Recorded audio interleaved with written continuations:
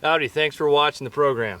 I'm Tony Nestor, and I'm in the Mojave Desert here, and looks like a nice sunny day, but it was about 21 degrees last night. It's going to be a high of about 42 today. We've had some cold weather come in, and there's supposed to be a big storm coming in this weekend. I'm actually on the road to Joshua Tree National Park where I'm teaching my annual desert survival course. So I've got stuff in my vehicle for a road trip to handle both hot and cold weather. I want to talk about how to trick out your vehicle and what to do if you do break down and get stranded in the desert. This time of year, December, can be pretty tricky. So, you can be hiking, it can be hot during the day, and then bone cold at night. I've been out where it's been 70 degrees, we're out hiking, we're taking off our shirt, we're drinking lots of water during the day, and then the sun goes down and water bottles frozen solid in 2 hours because it's now 20 degrees.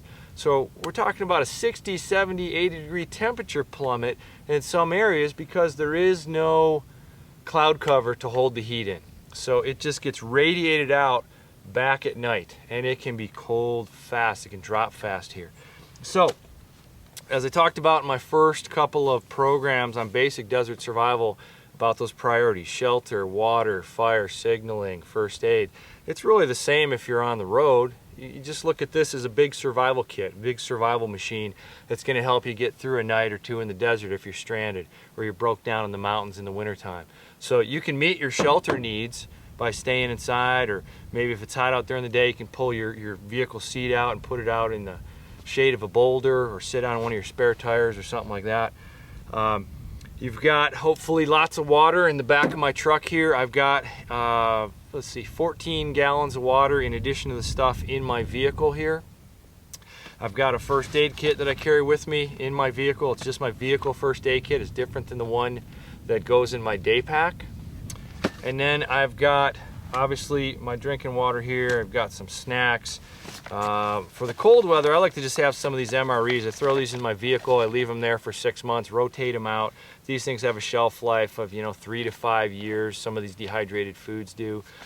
So rotate them out. Make sure you get something that you like. Some of this stuff's like gag factor, pretty nasty.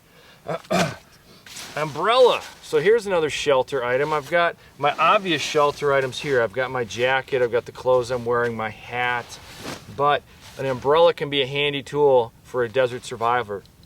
If you broke down and you've got to walk 2 miles to a rest area and it's 110 degrees out, or you got to stand over your spouse while she changes the tire and it's 110 degrees out, you got instant shade. Maybe you made the call to a family member or AAA, or you got a cell phone call out to somebody and they're coming, but it's going to be 2 hours before the tow truck or family member gets to you and you're stuck out there. You've got instant shade. So just don't get black. I've got a sleeping bag. I always carry a sleeping bag from November through April in my vehicle. It's stowed away, and I like these synthetic bags, not the down bags. They compress down. Some of these bags now get down the size of a loaf of bread or a Coke can, some of the down ones. Throw those in your vehicle, and this is great life insurance. If you're stuck in a snowstorm or in the mountains or between California and Arizona where some wicked storm rolls in and you're stranded on the highway for a day or two, this can be a lifesaver if you got a hole up in your vehicle. Regarding maintenance stuff and vehicle tools to have with you if you break down, I carry 2 jacks. One's just your standard jack that comes with a lot of these vehicles. I actually get rid of the cheesy ones that come with the trucks. My truck came with a pretty good one here, but some of these ones that come with rental vehicles, you're on the road, or some of the vans and passenger vehicles, they're lousy. So get a good quality jack. I actually carry 2 because I've been broken down before, had a blowout or a tire go out on me, and I can't even get my one jack under it to get it going. So I've got 2 to help it get it started, and then put the other one under there. I know some of you that have Jeeps and the high wheel or 4-wheel drive vehicles, the high clearance ones, got them all tricked out with the heavy duty jacks. Those are great too if your vehicle is set up for that. Some vehicles are not. So don't get a jack that's not going to work on your vehicle. This Fix-A-Flat stuff is gold. I've gotten out of the Grand Canyon a few times, and I've been deep down the Grand Canyon in my vehicle. Yes, you can drive down to the bottom of the Grand Canyon, not in the park, but outside the park. There are areas on Wallapai tribal land and other areas So you can get way down there and you're 18 miles down this dirt road in a canyon, and you come back from a hike and it's like, oh man, I got a flat tire and the sun's going down. Maybe you're on an angle. So, you know, I don't like messing with that unless I really have to. I'll use this fix-a-flat stuff. Now, this sat out in my vehicle last night when it was 21 degrees. So this isn't gonna work too well right now. Just keep in mind, if you keep this in your vehicle colder months, this is not gonna be very reliable. You're gonna have to let it warm up during the day. I've got a heavy duty air compressor here. It's also got a light on it as well. I've never used that, but a heavy duty compressor. Some people carry the little air compressors you get from Target or Walmart. They're like 20 bucks. You know, you get what you pay for. This one's about 65 bucks. Some of the heavy duty truck ones you can get for $100. And again, people that spend a lot of time in the backcountry, I highly recommend having some good stuff with you to get you out of a tight situation if you get stuck or break down or something like that. So that's the basic stuff I carry. I've also got a shovel in back for digging out if necessary. I carry tarps with me for stringing off the side of my vehicle to create shade and when I'm car camping and that kind of thing, and you know, foam pad and all those obvious comforts. But at least carry these basics here to get you through a cold night or a hot day if you break down in the desert. One other thing I've got, these new Wick candles. These things are really good.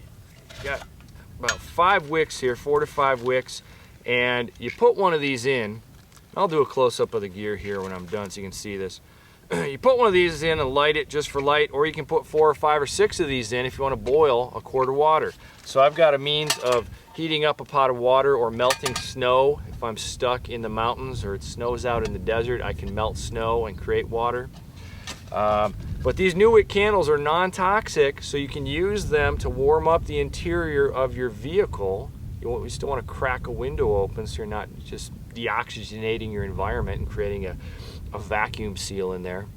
So you can use these for light, you can use them for cooking, boiling water, melting snow, and they last anywhere from 44 to 120 hours depending on how many wicks you go through.